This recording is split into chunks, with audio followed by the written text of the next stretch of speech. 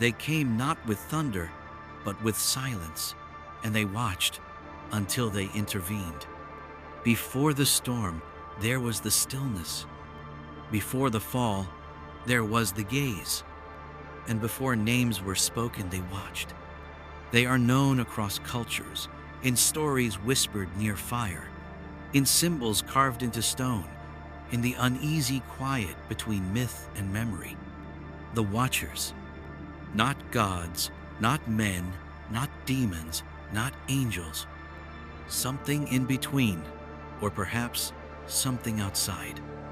The Book of Enoch names them plainly, a host of celestial beings tasked with observing, never touching, never guiding, never intervening. They were sent to watch, to record, to bear witness to a world still in its infancy. And for a time, they obeyed. But what they saw changed them. They saw the birth of flame, the rise of language, the shaping of hands around the earth's gifts. And something began to stir. Not lust, not greed, but something more dangerous. Longing to reach down, to share, to become known, to break the wall between heaven and earth, not with violence, but with curiosity. They were not banished from heaven. They fell on purpose. They descended at twilight, not as conquerors, but as envoys of something unspeakably old. Mount Hermon, a name that echoes like a wound through the ages.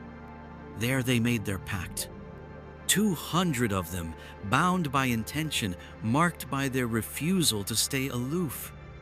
They crossed a threshold from observer to participant, from watcher to changer. They gave names, they gave light, they gave secrets. Not all dangerous, not all good, but none of it was asked for. They taught the ways of the stars, the language of roots and stone, the shaping of iron, the crafting of symbols, the power hidden in color, in vibration, in reflection. They opened the vaults of heaven and emptied their contents into the hands of flesh. And flesh was never the same again. But their true descent was not in their bodies. It was in their intent. They did not fall because they arrived. They fell because they chose to change the course, to step beyond the role given, to reach into a world that was not ready to be touched. And in doing so, they bound themselves to it, to earth, to matter, to consequence, to flesh. They are remembered in fear, but they were born of sorrow. Not monsters, not heroes. Something more tragic. Witnesses who loved too much. But love, when it oversteps the line of destiny, can become something else. Something binding, something forbidden, something that echoes through bloodlines. They did not just fall. They made a contract. And that contract, written not in ink, but in the genome, in the wound of separation, still holds. In the next chapter, we will follow the inkless words of that contract and how it was sealed not with a signature, but with a union.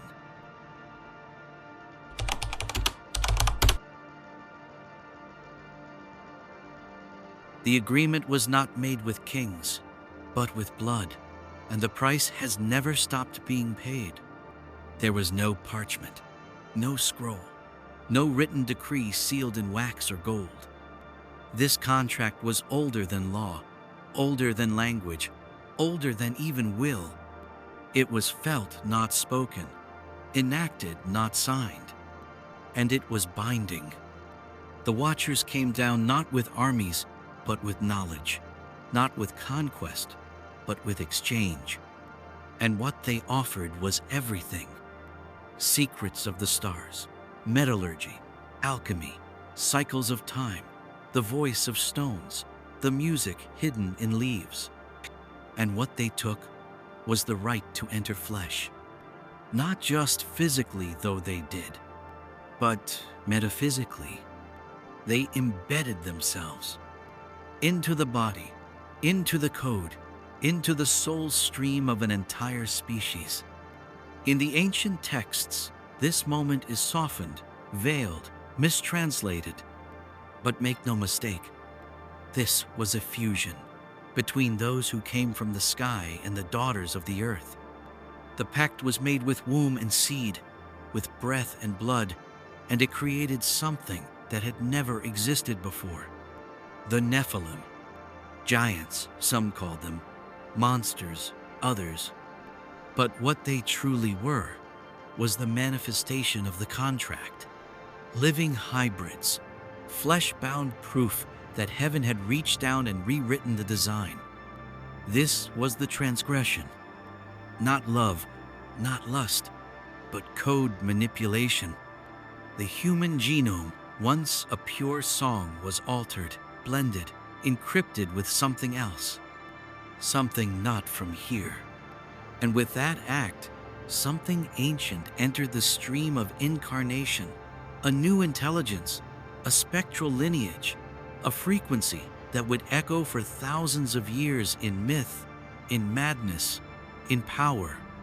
This contract was not limited to those who made it. It extended to their children and their children's children, passed down like a buried inheritance no one remembers signing. But everyone pays. It is in the weight some souls carry, a knowing too deep, a sadness too old, a brilliance too fierce for this world. They are not cursed. They are linked, tied to a pact they never agreed to but that lives in them anyway. The Watchers didn't just descend. They bound themselves to humanity, and humanity became the canvas upon which they wrote their forbidden script.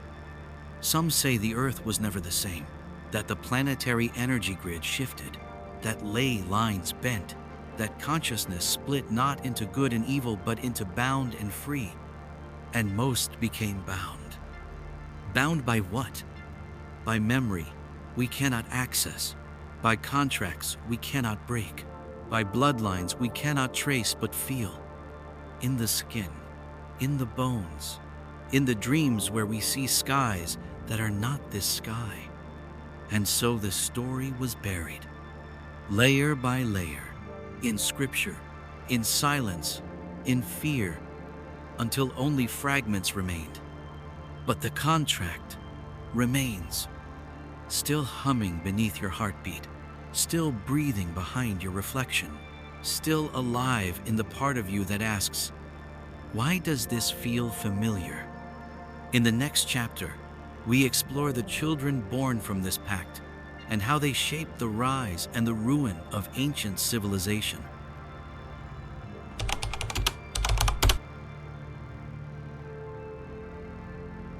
Not fully divine, not fully human, but born of a union that changed the species. They were not supposed to be. No prophecy foretold them, no celestial song welcomed them, no sacred gate was prepared for their souls. They were an anomaly, a deviation, a rift in the fabric of form. And yet, they came. They came not through machines, but through womb, not with symbols, but with blood, not as invaders, but as inheritance, born of earth and of something else. The ancient texts call them many names: Nephilim, Titans, Anakim, Gibborim, Rephaim, sons of the gods, the fallen ones, the forgotten giants. But beneath the names is a single, undeniable truth. They were the living proof that heaven and earth had merged not spiritually, but genetically. These were not metaphors. They were born, they walked, they ruled, they fell, and they left behind not just ruins but ripples. The Book of Enoch says they were great men of renown, mighty, brilliant, but corrupted. Corrupted not because of what they did, but because of what they were. Hybrids, too much for the world to hold, too large, too powerful, too knowing. They were given knowledge that bypassed generations of natural learning. And with that knowledge came imbalance. Imagine a world where beings walked among men, taller, brighter, more precise, carrying the raw algorithms of starlight in a body that sweated, hungered, bled. They were not gods, but they remembered what it was like to be one. And that is the wound that tore them apart. Their minds reached for eternity, but their bodies belonged to decay, and in that contradiction, they fractured. Some tried to rule, others retreated to high places, mountaintops, desert cities, underground halls. Some taught, some enslaved, some simply watched, mirroring their father's legacy. But none of them could stay, because the earth, as it was then, could not contain them. Flood myths, fire myths, civilizations swallowed in days. They are not just stories of punishment. They are resets, mass purges of genetic deviation, too unstable to survive the timeline. These were not just moral failures, they were structural anomalies. And yet, they did not vanish, because before the world burned, some survived. Some hid, some fled, some blended. And through their bloodlines, the contract lived on. Not in full strength, not in giant form, but in fragments. Flashes of insight, unnatural empathy, unreasonable intelligence, eyes that see too much, voices that speak in forgotten patterns. These are the echoes of the hybrid children, and they still walk among us, not as rulers, not as monsters, but as outliers. The different ones, the strange ones, the ones who break patterns simply by existing. They feel it in their bones that they are part of something they cannot explain. They carry both the ache of heaven and the weight of flesh, both the whisper of stars and the roar of human pain. They are not better. They are not worse. They are bridges. And many of them suffer because the world they were designed for has not yet arrived. In myths, they became heroes, or demons, or gods, or myths themselves. But in truth, they were never gone, only forgotten. And now, the blood is stirring again. The resonance is activating. The contract is waking. Not to reclaim, but to remind. In the next chapter, we face what this union truly cost. Not just for heaven, but for the very order of the cosmos.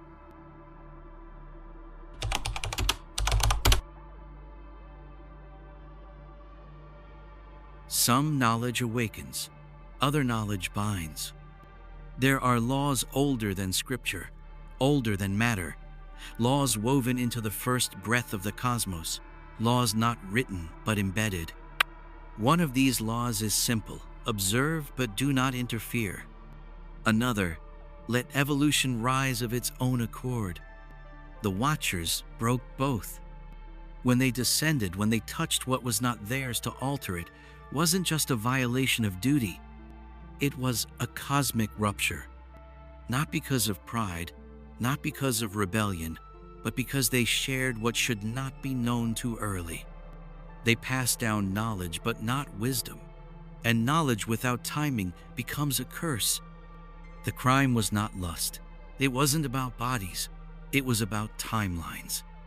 Because evolution, like a seed, has seasons. And the Watchers forced the bloom. They accelerated what should have taken eons. They handed humans tools to reshape earth, blood, spirit, before humans could even define their own souls.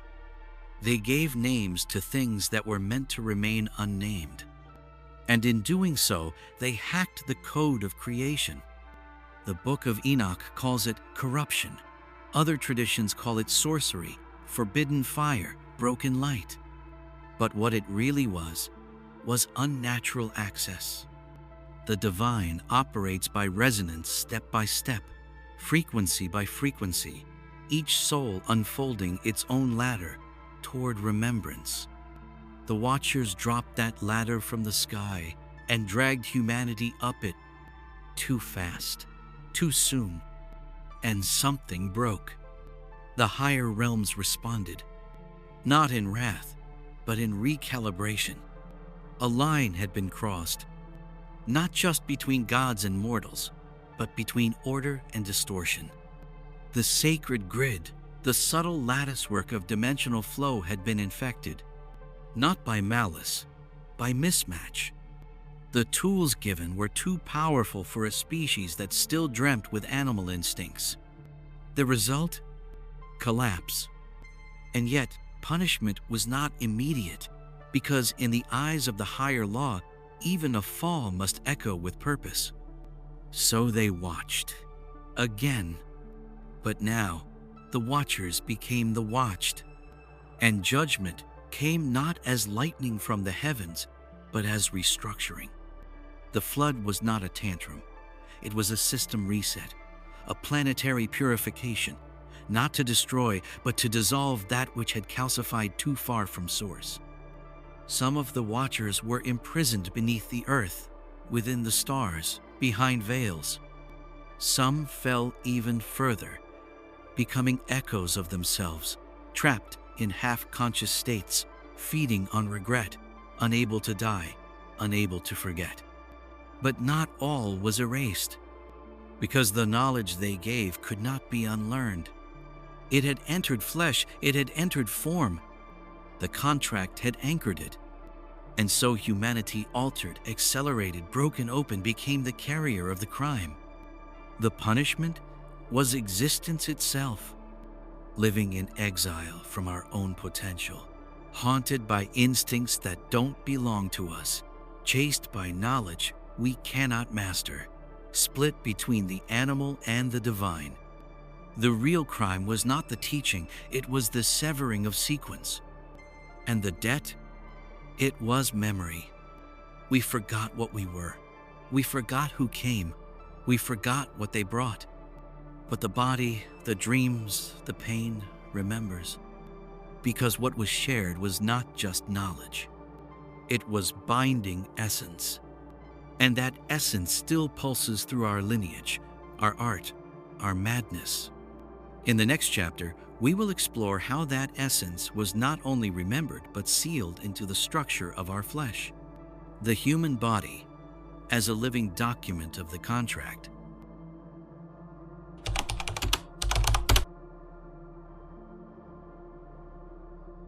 They didn't need chains. They sealed it into our form. How do you bind a soul? You cannot place it in a cage. You cannot trap it in stone. But you can embed it in form. You can take spirit, eternal, formless, wild, and wind it around bones, wrap it in skin, and tie it to instincts it never agreed to carry. And in doing so, you seal it. The true contract between the Watchers and humanity was not written on paper or stone or star maps. It was written in flesh, a biological signature, a divine blueprint, altered, a field of memory encoded in bone, in blood, in the hidden folds of human DNA. They say your body is a temple, but temples can also be prisons. The Watchers did not need to control humanity with force. They didn't need armies or chains or crowns. They created legacy through biology. Their knowledge, once shared, became part of the human reproductive field. Not just intellectually, physically. When they entered the daughters of Earth, they passed more than seed, they passed design. A different spark, a fragment of their own source code, celestial fire woven into mammalian matter. And that change didn't just affect the Nephilim. It echoed down the line, down through you. There are codes within the human genome that modern science calls junk, inactive, unused. But the ancients never believed in waste. What if those dormant strands are sealed doors?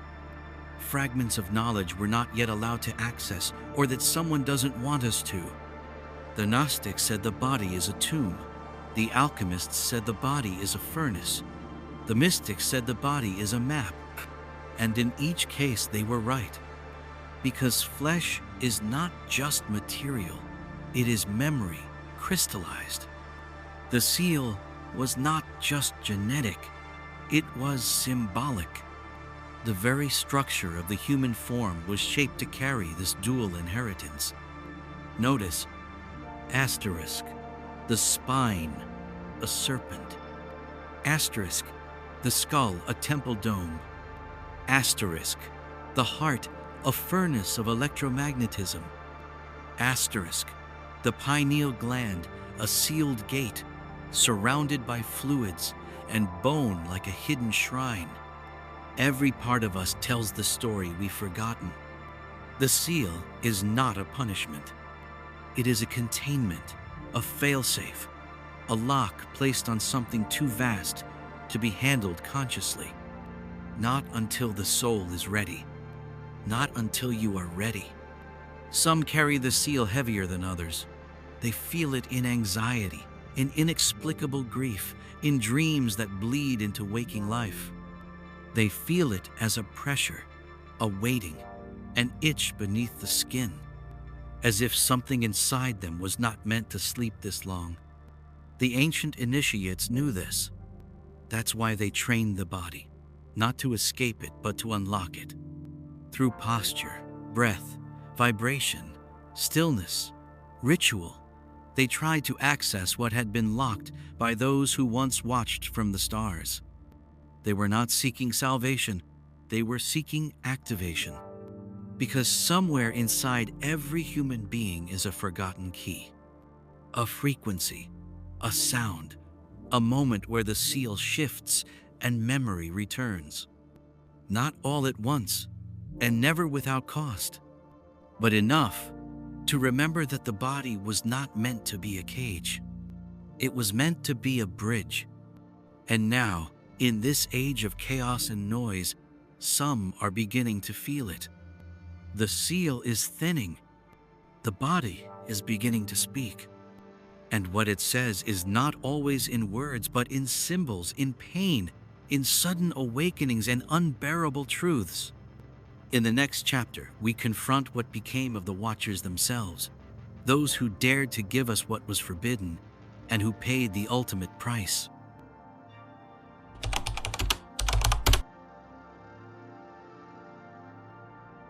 They fell, but they did not vanish.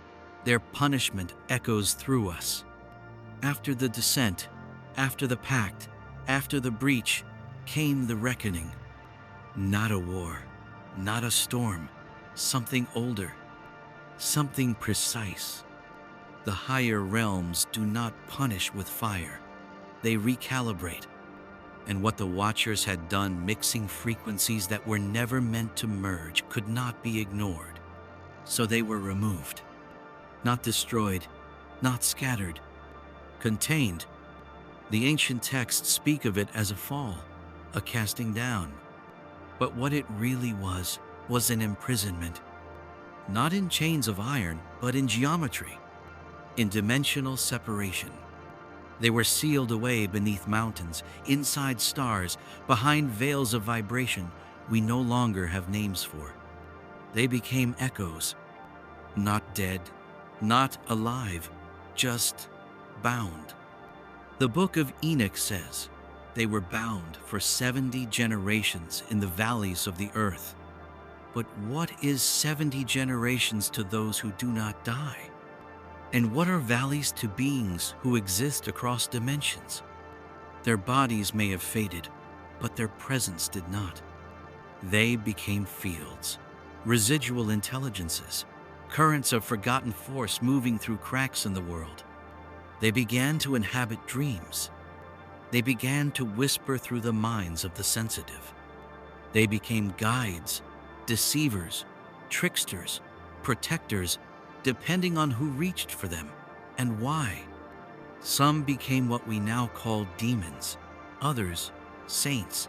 Some were reimagined as gods, others as myths too terrifying to speak aloud. But all of them are still here, just behind the veil. Certain places on earth still hum with their memory. Ancient deserts, buried ziggurats, mountains with forbidden paths, ruins where the wind sounds too much like breathing. These are the fractures, dimensional bleed-throughs, zones where the Watchers were once held, or still are. They are not vengeful, not anymore. They are waiting, not to return, but to be acknowledged, to be reintegrated, because the crime they committed was not against man. It was against balance, and balance cannot be restored until all parts are seen, even the fallen. But here's the danger. Some humans, feeling the old resonance, try to reconnect with the Watchers. They summon, they channel, they imitate, but they forget. The Watchers gave forbidden gifts because they lacked restraint. That flaw still echoes. To call to them is to invite frequency without containment. And unless your soul is fully aligned, you open more than doors. You open contracts. So many who reach for light beings don't realize they're speaking to fragments of imprisoned Watchers, still tangled in their own consequences. They do not mean harm, but they are not free. And nothing that is not free can give you true liberation. Some say their release must come through us. That by healing the wound they opened, by remembering with integrity, we help dissolve the karmic structure that holds them in place. That by becoming whole, we free the fallen, and in doing so, free ourselves. Because in truth, they are not outside us. Their essence was passed into flesh, into memory, into song, into madness, into dreams. The Watchers are not just imprisoned beneath the earth. They are imprisoned within our lineage. And the cage was always the forgetting. In the next chapter, we look into the DNA of memory, into dreams that don't belong to this lifetime, and instincts that speak of another world entirely.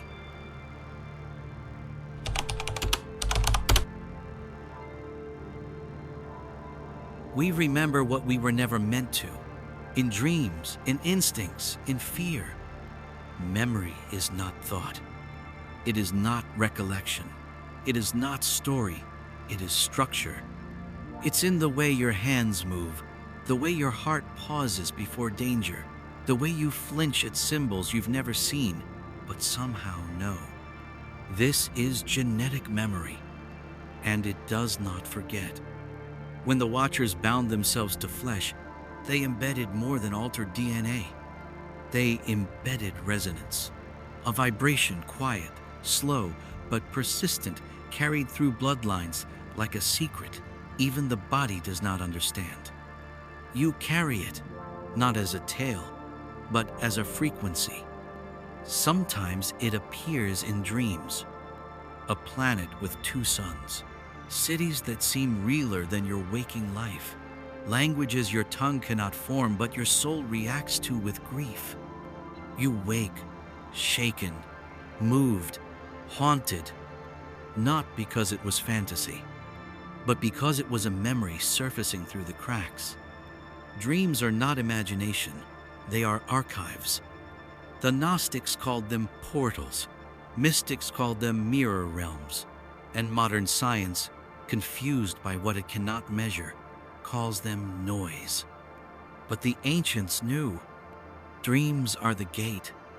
Through them, we access timelines that never happened or haven't happened yet. We access places we've never lived but recognize. We speak to presences we were never told about but trust. Why? Because our blood remembers. And memory is not always gentle. It may come as anxiety that has no source, as phobias you never inherited, as sudden awe or terror in front of an ancient stone. It may come in art, in music, in your longing for skies you've never seen. Because that longing is not metaphor. It's a signal. The contract the Watchers made was encoded into flesh, but it left trails in the unconscious. And now, in this era, when the veil between dimensions grows thin, that unconscious is beginning to bleed through. More and more are dreaming not just of symbols, but of structures. Grids, temples, eyes, names not found in books but that bring tears when spoken aloud. This is not fiction. It is resonant remembering. But not all memory is safe. Some is sealed for a reason. Because when the body awakens what the soul forgot, it must also awaken what was bound. Not just light, but weight. Not just knowing, but responsibility. To remember is to re-enter the contract. Not to be controlled by it, but to finish it. To make peace with what entered through you before you had a choice. That's why many resist awakening. Not because they fear death, but because they fear who they were before birth. And somewhere deep down they know. There was a gate, there was a fall, and they were part of it. But that knowledge is not a curse. It is an opportunity. Because once the dream gate opens, once you see the patterns behind the veil, you are no longer just flesh. You are a bridge. Between the past and the possible, between the Watchers and the waking world. In the next chapter, we'll explore what happens when this memory field activates not just individually, but collectively, and what the contract wants in return.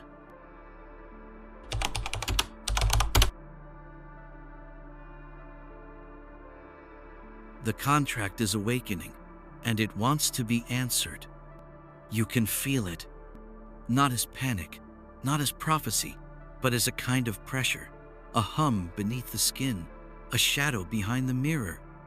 It's not fear, it's recognition. Something is moving, not from outside, but from within. This is not the return of gods, not an invasion, not a sign in the sky. This is something deeper, quieter, and far more real. The contract is stirring, the one etched into our blood, written into our breath, sealed into the folds of sleep and instinct. It is waking, and it is calling. It does not speak in words, it speaks in tension, in exhaustion, in inexplicable knowing, in sudden awakenings at 3:33 a.m., in the ache that modern life cannot satisfy. And for many, this calling is growing louder. Why now? Because time itself is thinning. The structures that sealed the past are weakening. The dimensional walls are becoming transparent. The patterns repeat. The players return. The trauma re-emerges. This is the season of activation.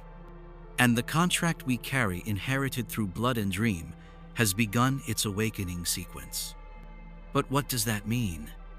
It means we are no longer simply carriers. We are becoming participants.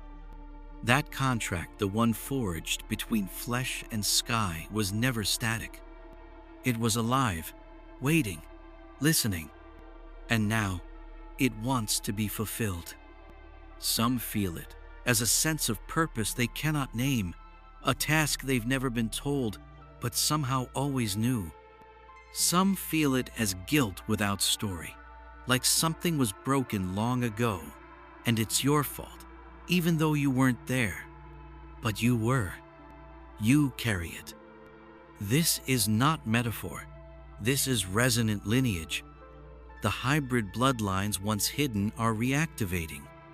You see it in the rise of seekers, in the sudden hunger for meaning, in the collapsing of false identities, in the return of ancient knowledge, not through teachers, but through direct remembrance. The Watchers are not coming back, but their echoes are, through you. And here is the truth. What was passed down was not just DNA, not just memory. It was a responsibility to heal what was broken, to remember with integrity, to complete the story without repeating the error. to wield what was given power, vision, insight, without distorting it through fear or pride. This is the final part of the contract. Not obedience, not worship, but integration. And with it comes choice. You are not bound to repeat the patterns. You are not required to awaken. But if you do, you are called to act from remembrance, not reaction. To live as a bridge, not a shadow. To become a witness with will, not a watcher without voice. Because the contract was never really about control. It was about evolution through contact. About learning what happens when two forms of intelligence collide and then ask, can we grow beyond the fracture? This is the moment of answer, and many are feeling it. Their dreams shift, their voices change, their very cells begin to respond to frequencies long buried. The contract is not demanding your fear. It is inviting your completion. In the final chapter, we will face what this all leads to: the reclamation of the body, the final return of memory, and the decision that only you, not angels, not gods, can make.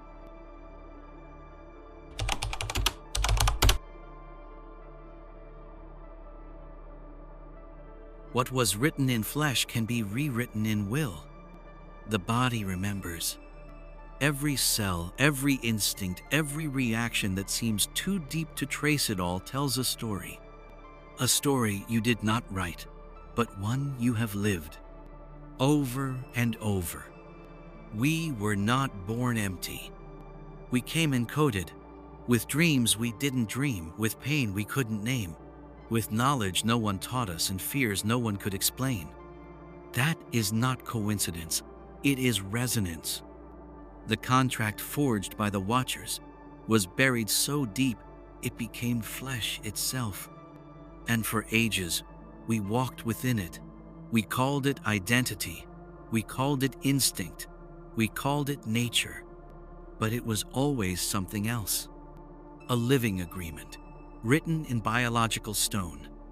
And yet, there is something older than the contract. Something beneath the Watchers. Something before the fall. Something unaltered. Your will. Your core. The spark of origin that came before flesh was formed. Before anything was written, you were choosing. And that choice remains. You can continue the inheritance, pass on the seal, live out the fragments of the story given to you by blood. Or you can choose to remember the you that chose to come. The you that was never hybrid, never divided, never fallen. The you that saw the story and stepped into it to finish what others could not. That is what reclamation means. Not destruction, not rebellion, but sovereignty. It means looking at your body and seeing not prison, but parchment. Seeing not burden, but potential. You are not here to escape form. You are here to rewrite within it. To speak a new word into ancient architecture. To say, yes, I carry your memory, but I choose my path. The Watchers are not your gods. They are not your saviors. They are not your curse. They are your mirror. They show what happens when knowledge outpaces wisdom, when longing bypasses timing, when power forgets responsibility. But they also show that even a fall can spark awakening. You are not the fallen. You are the one who remembers. And your remembering can close the loop. So now the question is no longer, what did they do? The question is, what will you do with what they left behind? The contract lives, but so does the key. And the key is you. Thank you for walking this path. This was the Watchers and the contract of flesh. Not a myth, not a warning, but a map. A story once buried in blood, now remembered through will.